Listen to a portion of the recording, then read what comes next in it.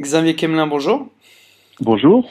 Merci d'accorder cette réaction à l'agence Infolibre. Nous vous contactons car est paru dans la presse, en tout cas sur Internet, une information concernant Manuel Valls, contre qui vous avez récemment porté plainte. Est-ce que vous pouvez nous expliquer en quoi consiste cette plainte? Oui, écoutez, je n'ai pas porté plainte que contre Manuel Valls, puisque j'ai porté plainte contre Manuel Valls, également Benoît Hamon, Emmanuel Macron et Vincent Payon, lorsque j'ai découvert que ces gens-là étaient finalement les nouveaux commerçants de la République française. Je suis effaré que non seulement le Conseil constitutionnel ne fasse pas son travail, mais la haute autorité pour la transparence de la vie publique. Ces gens-là ne contrôlent finalement rien.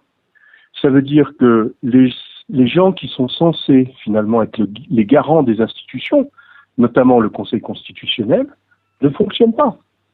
On l'a vu récemment, ce qui me vaut finalement de déposer encore une nouvelle plainte, mais cette fois-ci contre Roland Dumas. Mais on va y revenir. Donc, je trouve que d'une part, nos institutions sont en faillite.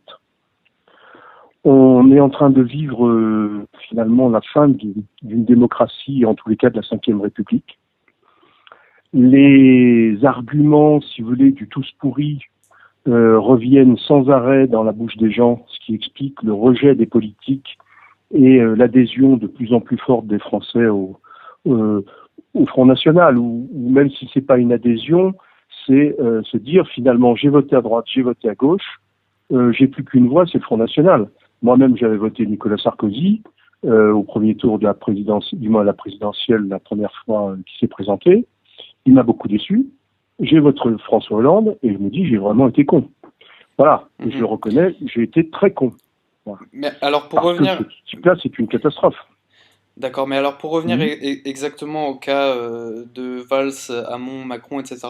Donc ce qui est a priori illégal, c'est d'être inscrit au registre du commerce et en même temps d'exercer. C'est pas d'être inscrit, si vous voulez, c'est qu'en parallèle de mener une activité économique en parallèle de son activité économique, et Mhm. surtout de faire des fausses déclarations, puisque aucun d'entre eux ne l'a déclaré à la haute autorité pour la transparence de la vie publique. Et le Conseil constitutionnel lui-même, à l'époque de l'élection de François Hollande, aurait dû s'autosaisir, puisque François Hollande a fait défaut en écriture publique. Il n'a pas déclaré qu'il était il s'est déclaré célibataire alors qu'il était en concubinage notoire avec Valérie Trierweiler, et ainsi de suite. Donc, si vous voulez, tout montre que nos institutions ne fonctionnent plus. Et que maintenant, tout ce qui est politique, tout ce qui est parti politique, ne vit que par la corruption et la compromission.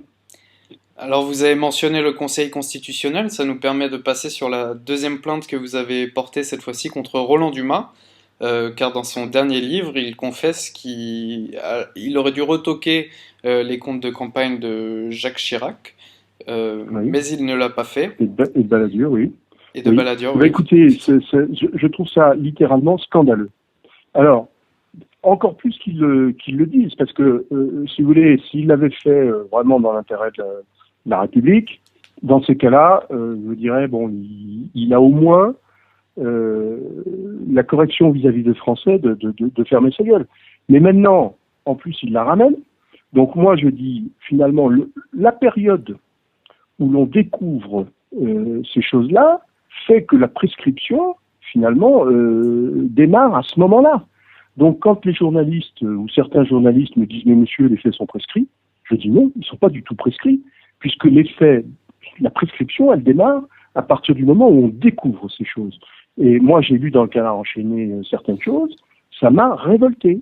Ça veut dire que mon pays est une république bananière, avec des institutions qui ne fonctionnent pas, avec des fonctionnaires au plus haut niveau ou des pseudo-fonctionnaires, le Conseil constitutionnel est payé par les Français, et ils sont censés être les garants de nos institutions.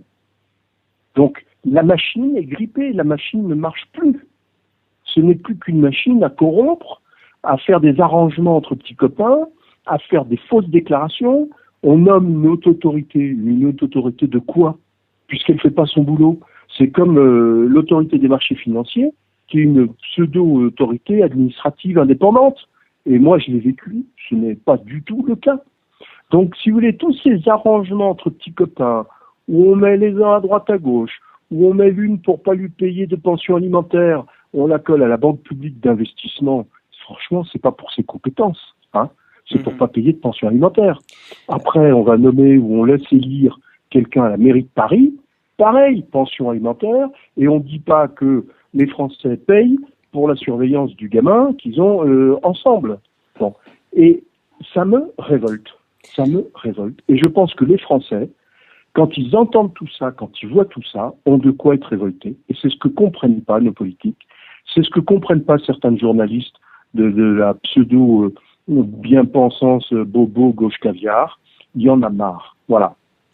Eh bien, écoutez, c'est pour ça que l'agence Infolibre existe, pour laisser justement les faits et les personnes s'exprimer de façon Bah assez écoutez, merci à vous. aussi Et vous voyez, objective je n'ai que possible. aucune peur d'aller contre Roland Dumas pour même des faits de haute trahison, parce que pour moi, c'est des faits qui relèvent de la haute trahison vis-à-vis des Français.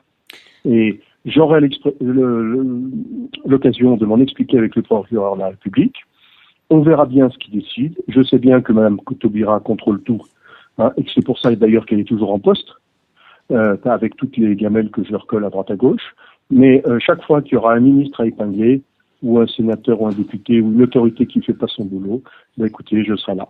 Voilà, pour défendre les Français. Je le fais avec sur mes deniers. Je serai candidat en 2017 sur mes propres deniers. Je ne veux surtout pas de parti politique parce que c'est le début de la corruption et de la compromission. Si je suis élu, je ne veux pas être payé.